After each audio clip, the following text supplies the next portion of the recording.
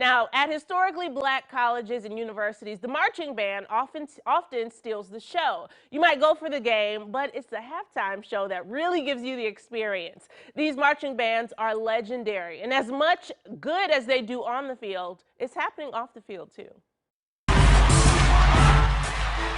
Whether it's the fast pace of the sound machine at North Carolina Central University, thank you for joining us here today, or the slow, methodical snake walk of the famed Marching 100 at Florida A&M, or perhaps the platinum sound of Shaw University, the pageantry of marching bands at historically black colleges and universities is something that cannot be duplicated. They leave it all on the field. Even Pepsi sees and knows that with the recent release of this commercial called The Halftime Game. It's like none other, right? I mean, like, you want to strike up the band if you're a football player. ESPN HBCU color analyst and Florida A&M grad Tiffany Green knows that experience firsthand. She sees it every Saturday in the fall while she calls the action on the gridiron. It's the soundtrack for the football game. So there is no football game without a band. She knows for many, the halftime show really is the true attraction. I would argue that they are equally as important as the football team. At North Carolina Central, coming in freshman year, that's my first time marching. When it comes to the sound machine, drum majors Donnell Troy Jr. and Hassan Gaddy aren't playing around. Being in the marching band, of course, you create more of a family aura. So when you're here, it's like, I actually feel like home. The culture is just very different. It's very fun to be in and just, just have fun. The band director, Thurman Hollins. Marching band that was founded in 1938 on this campus.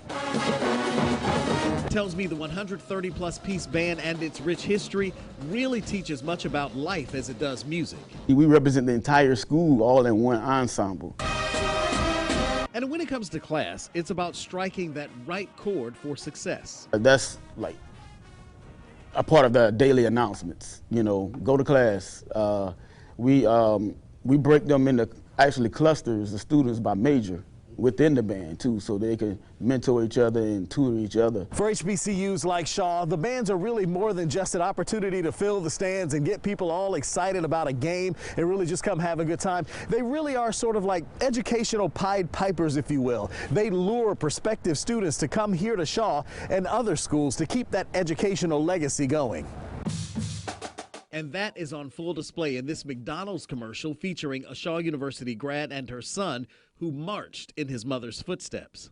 This is something that I never would have dreamt of. Shaw's band director, ANDRAE King, tells me the band and the football program went away until 2 decades ago. Next year will be our 20th year anniversary here with bringing back football and marching band. But like the commercial shows, band is a great way to attract students, both legacy and first-timers alike, and cement a legacy. It is a blessing that, HBCUs as a whole is being recognized. Whether it's the tasty sounds of Shaw and McDonald's in 2021,